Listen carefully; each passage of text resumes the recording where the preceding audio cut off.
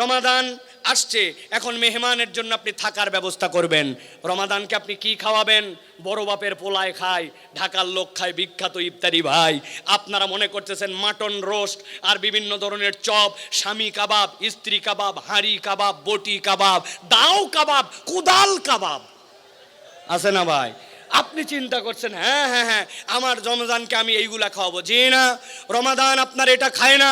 রমাদানের খাদ্যকে ভালো করে জেনে রাখেন।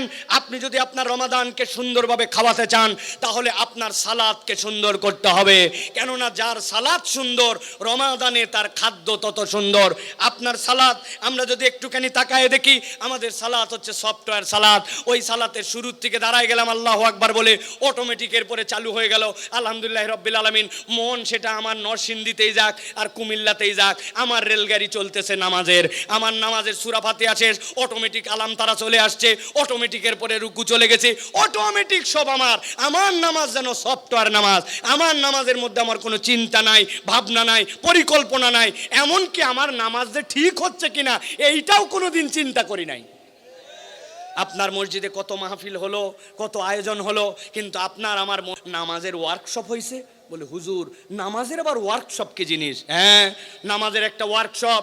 আমি আমার রুকু তো দেখতে পাই না, হুজুর দেখেন তো আমার রুকুটা ঠিক আছে কিনা। আমি আমার সিজদা তো ঠিক মতো দেখতে পাই না, আমার সিজদা ঠিক আছে কিনা। 70 বছর হয়ে গেছে মুরব্বী, সিজদায় যায় 2 হাত মাটির সাথে একবারে বগল দাবা করে লাগায়। এরকম মুসল্লি নাই ভাই? এরকম করলে যে নামাজ হবে না এরকম নয়, কিন্তু এইটা একটা মাকরু। আপনি জানেন না আপনার নামাজটা সুন্দর হয় নাই। যার নামাজ সুন্দর হয় না ওই ব্যক্তির সাথে রমাদান প্রপারলি থাকে না। কেননা নবী করিম সাল্লাল্লাহু আলাইহি সাল্লাম বলেছেন, মান কামা রমাদানান ঈমানান ওয়া ইহতিসাবান গুফিরা লাহু মা তাকাদ্দামা মিন যামবিহি। আল্লাহ নবী বলছেন, কেউ যদি রমাদানের মধ্যে আল্লাহ রাব্বুল আলামিনের সন্তুষ্টির জন্য বুঝে সুঝে ঈমান এবং সওয়াবের আশায় প্রপারলি সালাত আদায় করে, আল্লাহ তার অতীতের সকল গুনাহ মাফ করে দেন। সুবহানাল্লাহ। আল্লাহ যেই সালাত দ্বারা আপনার গুনাহ মাফ করে দেন, আল্লাহ রাব্বুল আমিন যেই সালাত দ্বারা আপনাকে মুক্ত করে দেন। আজ পর্যন্ত আমাদের নামাজের কোনো প্ল্যান নাই। ওই যে ছোটবেলায় 3টা সূরা শিখছি, আলাম তারা, কুল হু আল্লাহ আর ফালাক আর নাস, তারপরে চতুর্থ কোনো সূরা নাই। আপনি প্ল্যান করেন এইবার রমাদানে আমি নতুন 2টা সূরা শিখবো। আপনার বন্ধুকে জিজ্ঞাসা করেন, দোস্ত তোর কয়টা সূরা মুখস্থ আছে? বলছে, দোস্ত আমার তো 4টা সূরা মুখস্থ। কি কি বলতো?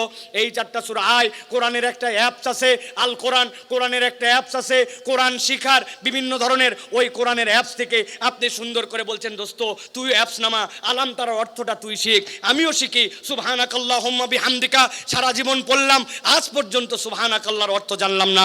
রমাদানের মধ্যে আমার নামাজটা যেন সুন্দর হয়, এই জন্য আমি দোয়ার অর্থ শিখবো, তাসবির অর্থ শিখবো, 3টা নতুন সূরা শিখবো। কিচ্ছু যদি না পারি ভাই, আমি রমাদান কেন্দ্রিক কোরআনে সূরা বাকারার 185 নম্বর আয়াত থেকে আল্লাহ বলেছেন, আমি আয়াতগুলো অন্তত মুখস্থ করার জন্য চেষ্টা করি। ভাই রে ভাই, ওই যে ক্লাস 6-7 যেই কেরাত, আমার আজকে বার্ধক্য এসে গেছে একই কেরাত। ওই 6, 7, 4, 5 যে কয়টার অর্থ জানতাম এখন পর্যন্ত আমার অবস্থা তাই। আপনি বিশ্বাস করেন আপনার রমাদানকে আপনি সুন্দর করে আপ্যায়ন করতে পারছেন না, খাওয়াতে পারছেন না। যুগের পরে যুগ আমাদের কাছে রমাদান আসলো, লাইফে পরিবর্তন আসে নাই। এর অন্যতম কারণ আমরা আমাদের নামাজের ব্যাপারে যত্নশীল নই, ঠিক কি না? এই রমজান থেকে শপথ নেন যে হুজুর ইনশাআল্লাহ আমরা নতুন কিছু না পারলেও 30 দিনে 3টা সূরা মুখস্থ করব। রাজি আছেন ইনশাআল্লাহ? ছোট হোক বড় হোক ইনশাআল্লাহ চেষ্টা করব। রাজি আছেন আপনারা? আর একটা শপথ নেব, এই রমাদান থেকে আমরা কোনো নামাজ, সেটা ফরজ হোক, নফল হোক, তাহাজ্জুদ হোক, আমার যে নামাজই পড়বো আমি 7 তাসবির নিচে আমার নামাজ আদায় করব না।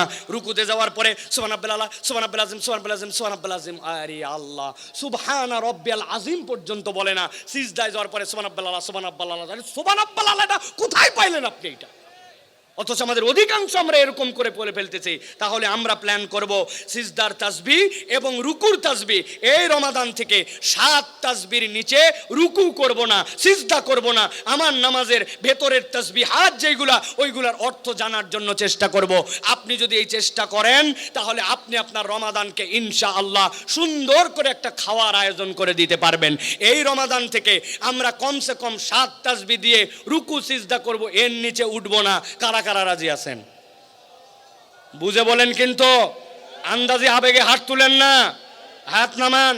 রুকুতে গেছেন সুবহানা রাব্বিল আযীম, সুবহানা রাব্বিল আযীম, সুবহানা রাব্বিল আযীম, কাম সারা উঠে গেছেন, কিন্তু 7 বার পরে দেখেন আরো 6 সেকেন্ড বেশি লাগে। সুবহানা রাব্বিল আলা, সুবহানা রাব্বিল আলা, সুবহানা রাব্বিল আলা, সুবহানা রাব্বিল আলা, সুবহানা রাব্বিল আলা, সুবহানা রাব্বিল আলা, সুবহানা রাব্বিল আলা। আমি আল্লাহকে সাক্ষী রেখে বলতেছি, আপনি আপনার রুকু ঠিক করেন, আপনার সিজদা ঠিক করেন, আর 2 রুকুর মধ্যে আর 2 সিজদার মধ্যে দোয়াগুলা পড়েন, আপনার নামাজটা 50% দেখতে সুন্দর হয়ে যাবে ইনশাআল্লাহ। রাজি আছেন তাহলে ইনশাআল্লাহ? তাহলে এইটা হচ্ছে আপনার আমার জন্য রমাদানের খাদ্য, যে রমাদানকে আমরা সুন্দর করে খাদ্য দিব, আমার সালাতকে সুন্দর করব। হুজুররা একটু উদ্যোগ নেন, মাদ্রাসার পক্ষ থেকে উদ্যোগ নেন, আল্লাহর ওয়াস্তে যে আলেম ওলামা তালেবে ইলম ছুটি হয়ে যাচ্ছে, মাদ্রাসা বাড়িতে যাচ্ছেন, সব মুরব্বীদেরকে বলেন চাচা আসেন তো, রুকুটা ঠিক হয় কিনা একটু দেখি, কোমরটা কেমনে সোজা করতে হয়, হাতটা বৈঠকের সময় কোথায় রাখতে হয়, সিজদার সময় কেমনে দিতে হয়, তোলার সময় কেমনে নামাতে হয়, উঠতে হয় কেমনে, 2 সিজদার মধ্যে কেমনে সোজা করতে হয়, সিজদাটা কেমনে দিতে হয়, নখগুলা কেমন থাকবে, এইরকম করে একটা উদ্যোগ নেন। উদ্যোগ নিয়ে আপনি সুন্দর করে আপনার রমাদানকে খাওয়াবেন। এই মানসিকতাটা নিয়ে নামাজের জন্য যদি আমরা সুন্দর করি, ইনশাল্লাহ আমাদের রমজান আমাদের কাছে উত্তম খাদ্য পাবে। মনে থাকবে ইনশাল্লাহ। প্রিয় ভাইয়েরা, আফসোস আর দুঃখ প্রিয় ভাইয়েরা, বাংলাদেশে তারাবি নামে এক ধরনের বিনোদন হয়, আছে আপনাদের এলাকায় ভাই? আমাকে একজন বলছে হুজুর তারাবির মানেই তো তাড়াতাড়ি, নিজে নিজে ব্যাখ্যা দাঁড় করছে। তারাবি এইটার মানে কি? এইটা ইস্তেরাহাত। আগেকার এক একজন নামাজ পড়তেন, এক একটা 2 রাকাত নামাজ পড়তে তাদের সময় লাগতো 40 মিনিট, 4 রাকাত নামাজ পড়তে লেগে যেত 1.5 ঘন্টা। তাবেঈনে কেরাম এরপরে তাদের পা ব্যথা হয়ে যেত, ওই ব্যথার থেকে বাঁচার জন্য তারা একটু রিল্যাক্সের জন্য অবসর নিতেন 4 রাকাত পরে। এখন আমাদের নামাজ পড়তে লাগে এক এক রাকাত 3 মিনিট, 2 রাকাত পড়তে লাগে 5 মিনিট, 4 মিনিট 4 রাকাত পরে বসা, এটা একটা নতুন তামাশার মতো হয়ে দাঁড়াইছে আমাদের জন্য, ঠিক কি না? হ্যাঁ বসি আমরা, সমস্যা নাই, কিন্তু আমাদের নামাজের তেলাওয়াত যেন সুন্দর হয়, আমাদের যারা হাফেজে কোরআন আছেন তারা যেন সুন্দর করে তেলাওয়াত করে। অতএব আপনার রমাদানকে যদি আপনি সুন্দর করে এই মেহমানকে সম্মান দিয়ে খাওয়াতে চান, তাহলে আপনার কোরআনকে সুন্দর করতে হবে। কোরআন যার যত সুন্দর, রমাদান তার তত সুন্দর। রমাদান এসেছে, আপনার মেহমান এসেছে, এখন আপনার মেহমানকে আপনি রেখেছেন সুন্দর করে, কিন্তু আপনি আপনার মেহমানকে এখন খাওয়াবেন কি? রাখছেন তো আপনি সালাদ দিয়ে সুন্দর করে, কিন্তু রমাদানের খাদ্যটা কি হবে আপনার জন্য? রমাদানকে আপনি কি খাওয়াবেন একটুখানি চিন্তা করে দেখেন।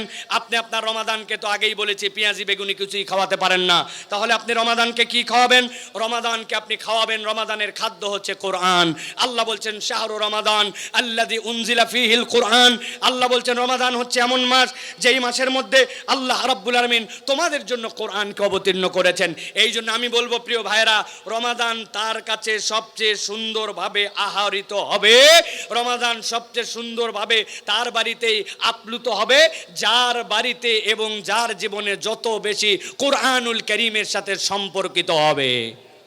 কিন্তু আমরা যদি একটুখানি কল্পনার দিকে তাকাই, তাহলে আমরা দেখতে পাই আল্লাহ রাব্বুল আলামিন এই কোরআনুল কারীম দ্বারা রমাদানের মূলত পরিবর্তনের ঘোষণা দিয়েছেন। আল্লাহ বলছেন শাহরু রমাদান আল্লাযী উনজিলা ফীহিল কোরআন, রমাদানের মধ্যে কোরআন তোমাদেরকে দেওয়া হলো। কিন্তু আমরা কি চিন্তা করলাম? আমরা চিন্তা করলাম খালি সিয়াম পালন করলাম। আল্লাহ আপনাকে প্রেসক্রিপশন দিলেন, ওই প্রেসক্রিপশন আমি ফলো করলাম না, আল্লাহর প্রেসক্রিপশন রেখে দিয়ে আমরা আমাদের মতো করে জীবন চালাচ্ছি। রমাদানের পরে রমাদান রেখে গেল, এখন পর্যন্ত রোজাদার নামাজি হয় না।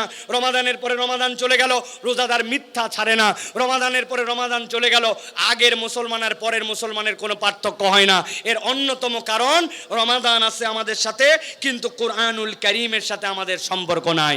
শপথ করেন যে আমরা রমাদানের আগেই আমরা কোরআনুল কারীম শেখার জন্য চেষ্টা করব।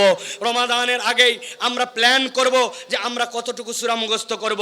পুরা কোরআনুল কারীম সাধ্যের মধ্যে থাকলে একবার অনুবাদ আমরা যদি শেষ করতে পারি, তাহলে এই রমাদান থেকে আমরা কোরআনুল কারীমকে মূল এন্টারটেইনমেন্ট দিতে পারবো।